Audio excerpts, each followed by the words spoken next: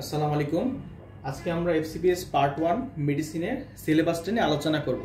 অর্থাৎ কোন টপিক আমরা শর্ট টাইমে কিভাবে কভার করলে চান্সটা বেড়ে যায় এটা নিয়ে একটু আলোচনা করব। হ্যাঁ, আচ্ছা, আমাদের তো মেডিসিনের সবই পড়তে হবে, কিন্তু আমাদের কিছু মানে স্পেশালাইজড টপিক ভাগ করা আছে যেগুলো থেকে অনেক বেশি মার্ক, আবার কিছু টপিক আছে অনেক ভালো কিন্তু সেগুলো থেকে মার্কটা কম।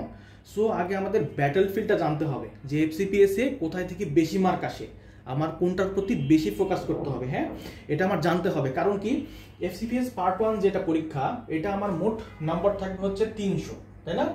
এই 300 মার্কের পরীক্ষাটা একদিনই হবে, অর্থাৎ সিঙ্গেল ডেতেই হবে, এবং এই 300-র মধ্যে আপনি যদি 210 পান তাহলে আপনি এফসিপিএস পার্ট 1 পাস করবেন, তাই না? এখন আমার 210 পাইতে হবে, এটাই তো টার্গেট। তাহলে আমার যখন বেশি মার্ক পাইতে হবে, তাহলে বেশি মার্ক যে টপিকগুলোতে আছে সেগুলোতে আমার বেশি জোর দিতে হবে। সো আগে আমরা এফসিপিএস পার্ট 1 পাস করার জন্য যে ব্যাটল ফিল্ড সেটা আমরা একটু দেখে নিই। হ্যাঁ, তাহলে মোট মার্ক হচ্ছে, আমরা আগেই বলে নিলাম যে 300 মার্ক, এর মধ্যে যদি আমরা 210 মার্ক পাই তাহলে আমরা এফসিপিএস পার্ট 1 পাস করতে পারবো। এখন এর মধ্যে দেখেন, প্রথম তিনটা দেখেন, নিউরোলজি, কার্ডিওলজি আর ইনফেকশাস ডিজিজ। এই নিউরোলজি থেকে 30 মার্ক আসবে, 30 মার্ক। আরেকটা কথা বলে নিই, এই 300 মার্ক প্রশ্ন থাকবে হচ্ছে 150টা, প্রশ্ন থাকবে 150টা, 75টা এসবিএ আর 75টা ট্রু ফলস। হ্যাঁ, মানে একটা প্রশ্নে 2 মার্ক থাকবে, একটা প্রশ্নে 2 মার্ক থাকবে, কোনো নেগেটিভ মার্ক থাকবে না। অর্থাৎ 300টা প্রশ্নই আপনারা টাচ করবেন, মানে 300টা প্রশ্নই দাগাবেন, মানে দাগাইতেই হবে আর কি, কারণ যেহেতু নেগেটিভ মার্ক নাই। আচ্ছা, তাহলে এবার দেখেন যে 150টা প্রশ্নে 300 মার্ক, তার মানে প্রত্যেকটা প্রশ্নে 2 মার্ক। তাহলে নিউরোলজি থেকে যদি 30 মার্ক হয়, নিউরোলজির প্রশ্ন হবে 15টা প্রশ্নে আমরা পাবো 30 মার্ক। হ্যাঁ, আগে আমরা একটু সিলেবাসটা আলোচনা করি। দেখেন, নিউরোলজি থেকে আসে 30 মার্ক, কার্ডিওলজি থেকে আসে 30 মার্ক, ইনফেকশাস ডিজিজ থেকে আসে 30 মার্ক। এই তিনটা মিলে মোটামুটি 100-র কাছাকাছি, 90, মানে 1/3-এর কাছাকাছি। সো এই তিনটা টপিক আমরা প্রচন্ড গুরুত্ব দিয়ে পড়বো, মানে একদম সুন্দর করে শুরু করতে হবে। আচ্ছা, আমরা একটা সবাই জিনিস জানি যে শুরুর দিকে পড়াটা, মানে যেহেতু আমরা শুরুর দিকে সবাই যত স্পিডে শুরু করতে চাই, কিন্তু শুরুর দিকে কিন্তু আমরা সময় নিয়েই পড়বো, যতই আপনি চেষ্টা করেন সময় লাগবেই। সো আমার অ্যাডভাইস হচ্ছে যে শুরু যখন করব আমরা এফসিপিএস পার্ট 1 প্রিপারেশন নেওয়ার জন্য, তখন আমরা যেই টপিকগুলোতে বেশি মার্ক আছে সেগুলো টার্গেট করে আগে শুরু করব। কারণ কি, প্রথম দিকে আপনি অবশ্যই বেশি টাইম নিয়ে পড়বেন, অবশ্যই বেশি টাইম নিয়ে যেটা পড়বেন সেটা পড়ার কোয়ালিটিটা বেশি ভালো হবে। আর শেষের দিকে দেখবেন কিছু বাদ পড়ছে, তখন আপনি জোরে, মানে একদিনে বেশি বেশি করে পড়ার চেষ্টা করবেন, কোয়ালিটিটা খারাপ হওয়ার চান্স আছে। সো যেগুলোতে আমার মার্ক বেশি আমরা সেগুলো আগে পড়বো। হ্যাঁ, তাহলে সবার আগে দেখেন, নিউরোলজি, কার্ডিওলজি, ইনফেকশাস ডিজিজ, এই তিনটাতেই প্রায় 100 মার্ক, মানে 1/3 মার্ক এই তিনটাতেই।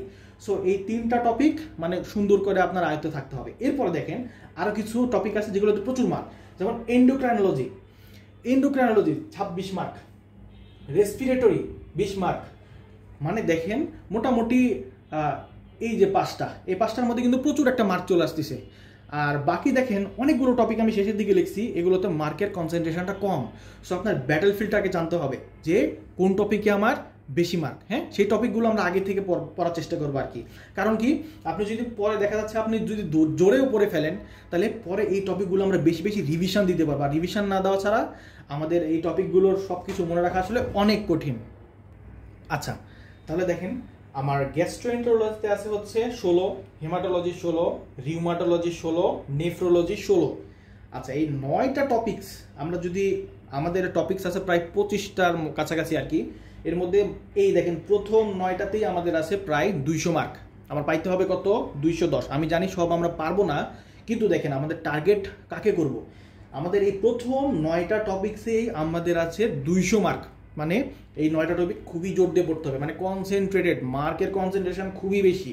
আচ্ছা, এরপর আমরা নেক্সট টপিকগুলো একটু দেখি। দেখেন, হেপাটোলজি 14, সাইকিয়াট্রি 10, জেনেটিক্স যেটা থাকে ক্লিনিক্যাল জেনেটিক্স সেটা হচ্ছে 10, ক্লিনিক্যাল ইমিউনোলজি এখানেও 10, বায়োস্ট্যাটিস্টিক্স 10, ক্লিনিক্যাল ডিসিশন মেকিং, মানে ডিসিশন মেকিং যেটা, এটা একটু কেমন জানি টপিক, যাই হোক, ডার্মাটোলজি। আর এই যে এই টপিক আমরা যদি 16 পর্যন্ত কাউন্ট করি তাহলে 272 মার্ক, 272, মানে 272 মার্ক শুধু এই 16টা টপিক্সে আছে, মানে একদম কনসেন্ট্রেটেড। আর দেখেন ভালো করে দেখেন, এই 9টাতে 200, আর সামনে এই কটাতে ডার্মাটোলজি পর্যন্ত আমার কমপ্লিট হচ্ছে 72 মার্কস। তার মানে আপনারা মার্কের ডিফারেন্সটা দেখেন। এরপরে দেখেন পয়জনিং আছে 6 মার্ক, মানে 3টা কোশ্চিন থাকবে। আমাদের ওই যে নিউট্রিশন ইন ডিজিজ, মানে নিউট্রিশন ডেফিসিয়েন্সি ইন ডিজিজ, এইটাতে আছে 6 মার্ক, মানে 3টা প্রশ্ন থাকবে। আবার নিচে দেখেন ডায়াবেটিস মেলাটাস, ডেভিডসনে কিন্তু অনেক অনেক পেজ, ডায়াবেটিস মেলাটাসটা বের করে দেখবেন অনেক পেজ, কিন্তু সেখান থেকে মাত্র 2 থেকে 4 মার্ক আসার একটা সিলেবাস আছে। তার মানে হচ্ছে 1 থেকে 2টা কোশ্চিন আসবে, তাই না? কিন্তু ওইটা কিন্তু অনেক বড় একটা টপিক, অনেক বড় টপিক, কিন্তু ওইটাতে মার্ক কনসেন্ট্রেশন কম। সো এটা আমরা পরে পড়বো। এরকম আমরা এখানে দেখে জাস্ট আপনি ডিসিশন নেবেন যে কোনটা পড়লে আপনি বেশি লাভ হবে। এটা হচ্ছে আপনার ব্যাটল ফিল্ড। দেখেন এটা হচ্ছে আপনার ব্যাটল ফিল্ড। প্রথম 9টা টপিকস একদম সুন্দর করে মানে ঝাঁঝরা করে পড়তে হবে এবং রিভিশন দেওয়া মাস্ট, কারণ এর মধ্যে আমার আছে 200, তাই না? আর বাকি যে টপিক আছে মানে প্রথম এবার যদি ধরি 16টা, এর মধ্যেই 272 মার্ক আছে আমার, তাই না? আর এই প্রথম 9টা টপিক্স তো একদম সুন্দর করে রিভিশন দিতে হবে, প্লাস বাকি এরপরে যে 1 2 3 4 5 6 7 বাকি যে 7টা আছে এই 7টাও রিভিশন দিতেই হবে ধরে নেন, হ্যাঁ? আর বাকি যেগুলো আছে এগুলো কিন্তু পড়তে হবে, মানে পড়া বাদ দিয়ে কোনোটাই যাওয়া যাবে না। কিন্তু আপনার এইটা বুঝে পড়তে হবে যে কোনটা পড়লে আপনার লাভ বেশি হবে এবং কোনটা রিভিশন আপনার দিতেই হবে। আরেকটা জিনিস যে একটা টপিক ধরেন না নিউরোলজি, আমি একদম এমনভাবে আমার রুটিনটা তৈরি করলাম যে একদম লাস্ট মোমেন্টে আমার একবার রিভিশন, মানে লাস্ট মোমেন্টে একবার শেষ করছি, এরকম করবেন না। আপনারা এমনভাবে রুটিনটা তৈরি করবেন যেন কম করে হলেও আপনারা এই যে মেইন টপিক যেগুলো এগুলো 2 থেকে 3 বার রিভিশন দিতে পারেন। 2 থেকে 3 বার রিভিশন দেওয়ার টাইম অবশ্যই রাখবেন। কারণ কি, একবার আপনি যত ভালো করেই না পড়েন, নিউরোলজি ধরে নেন একবার আপনি খুব সুন্দর করে পড়ছেন, এখন সব পারেন, কিন্তু নিউরোলজির পরে আপনি যখন কার্ডিওলজি পড়বেন দেখবেন আগে যত ভালো পারতেন নিউরোলজি তার থেকে আপনি এখন কম পারতেছেন। এরপরে যখন কার্ডিওলজির পর ইনফেকশাস ডিজিজটা পড়বেন তখন দেখবেন আপনি নিউরোলজি একদম প্রায় মানে ভোলার কাছাকাছি, কারণ এটাই স্বাভাবিক, আমি পড়বো ভুলে যাবো, তাই না? সো আমরা এমনভাবে একটা রুটিন তৈরি করব, ফার্স্ট হচ্ছে আমাদের ব্যাটল ফিল্ড চেনা, যে আমরা কোন টপিকগুলো বেশি গুরুত্ব দিয়ে পড়বো। আর সেকেন্ড হচ্ছে আমার রুটিনটা এমনভাবে তৈরি করা যেন আমি যদি সব রিভিশন নাও দিতে পারি, কিন্তু মেইন যে টপিকগুলো ওগুলো যেন আমি অবশ্যই 2 থেকে 3 বার পরীক্ষার আগে রিভিশন দিতে পারি, হ্যাঁ? এতটুক টার্গেট করে আর কি আমার মানে রুটিন প্লাস আপনার প্ল্যানিং সেট আপ করা দরকার। তাহলে এটার একটা স্ক্রিনশট নিয়ে রাখতে পারেন সবাই। প্লাস এটা অবশ্যই সবাই নিজের বইয়ের পেছনে, মানে ডেভিডসন আপনারা তো সবাই জানেন এফসিপিএস পার্ট 1 মানে ডেভিডসন আপনার পড়তেই হবে, তাই না, মেডিসিনের জন্য। তাহলে ডেভিডসনের পেছনে আপনি জাস্ট সিরিয়াল অনুযায়ী এই মার্কগুলো লিখে রাখতে পারেন। তাহলে আপনি কি করবেন, মানে যখন যে টপিকটা পড়বেন এই টপিকটার ইম্পর্টেন্স আপনি বুঝতে পারবেন যে হ্যাঁ এটাতে এত মার্ক আছে, ঠিক আছে? আর পড়াগুলো একটু বুঝে পড়বেন, কারণ কি কোশ্চিন যেগুলো হয় ওগুলো যেগুলো আমার এই ট্রু ফলস সেগুলো তো ডাইরেক্ট বই থেকেই দিয়ে দেয় ধরে নেন, কিন্তু যেগুলো এসবিএ সেগুলো কিন্তু একদম বুঝে বুঝে অ্যান্সার করার জিনিস। সো প্রত্যেকটা টপিক চেষ্টা করবেন বুঝে পড়া, হ্যাঁ?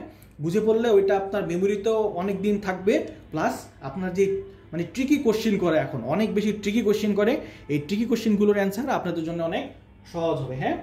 আর একটা যে কথা যে আমরা জানুয়ারি 2026-এ যারা এফসিপিএস পার্ট 1 দিব মেডিসিনে, আমাদের ফর্ম ফিল আপ করার জন্য সময় আর কতদিন বাকি, 15 তারিখে যত সম্ভব লাস্ট ডেট।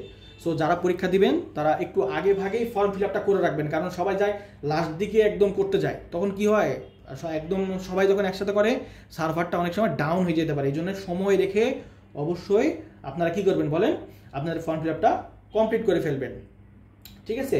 তাহলে আশা করি জাস্ট এই ক্লাসটা এর জন্যই যে আপনার সিলেবাসটা কেমন এটা দেখানোর জন্য। তাহলে সিলেবাসটা আশা করি মোটামুটি বুঝতে পারছেন। আর পুরোটা আমি বলি না, এইদিকে আরও আছে পয়জনিং প্লাস ইনভেনোভেশন আছে এর সাথে, এটা 6 মার্ক, মানে 3টা কোয়েশ্চেন থাকবে। আর এই তো নিউট্রিশন মেটাবলিক ডিজিজ এগুলোতে 4 থেকে 6 মার্ক করে থাকবে। এজিং এটাতে মাত্র 2 মার্ক থাকবে, মানে বয়স্কদের কী অসুখ হয়, অনকোলজি 2 থেকে 4 মার্ক, এটা অনেক বড় একটা টপিক। ডায়াবেটিস মেলাটাস এটা অনেক বড় টপিক, 2 থেকে 4 মার্ক থাকবে। অস্ট্রিয়ান এনভায়রনমেন্ট এখানে 2 থেকে 4 মার্ক থাকবে। এগুলো চেষ্টা করবেন অবশ্যই পড়বেন, কিন্তু আগে আমার মেইন টপিকগুলো কভার করে তারপরে এগুলো পড়ার চেষ্টা করবেন। আর অবশ্যই মেইন যে টপিকগুলো আছে প্রথম 9টা তো অবশ্যই, আর প্রথম 16টা মানে কি বলবো, প্রথম 16টা 2 থেকে 3 বার রিভিশন দিলে ভালো হয় আর কি, হ্যাঁ? সো সকলে একটা প্ল্যানিং করেন আগে কিভাবে পড়বেন, প্ল্যানিং করে তারপরে সেই প্ল্যান অনুযায়ী আগান, যে আপনার ব্যাটল ফিল্ড কি, কোন টপিকস কেমনে পড়বেন এটা ঠিক করবেন। আরেকটা জিনিস যে ইম্পর্টেন্ট লাইনগুলো সবসময় দাগাবেন, সব দাগাইতে যাবেন না। যারা প্রথমবার পরে কি করে সব লাইন দাগায়, যখন রিভিশন দিতে যাবেন মাথা নষ্ট হয়ে যায়, কোনটা ইম্পর্টেন্ট আর কোনটা আনইম্পর্টেন্ট বোঝাই যায় না। সো যখন আপনি প্রথমবার পড়তে যাবেন শুধুমাত্র ইম্পর্টেন্ট টপিকসগুলোই দাগাবেন, মানে ইম্পর্টেন্ট লাইনগুলো দাগাবেন, যেন পরীক্ষার আগে যখন রিভিশন দিবেন না তখন যেন আপনার জন্য সুবিধা হয় জিনিসটা, হ্যাঁ? তাহলে সকলের জন্যই শুভকামনা। যারা প্রিপারেশন নিচ্ছেন তারা স্ট্রেস নেবেন না, কারণ স্ট্রেস নিলে পরীক্ষা খারাপ হয়। হ্যাঁ, আপনারা স্ট্রেস থেকে মুক্ত থেকে ধীরে ধীরে আর কি পড়া চালিয়ে যান আর কি, ইনশাল্লাহ ভালো কিছুই হবে। হ্যাঁ, সকলকে ধন্যবাদ। আবার নেক্সট কোনো সেশনে দেখা হবে ইনশাল্লাহ। আসসালামু আলাইকুম।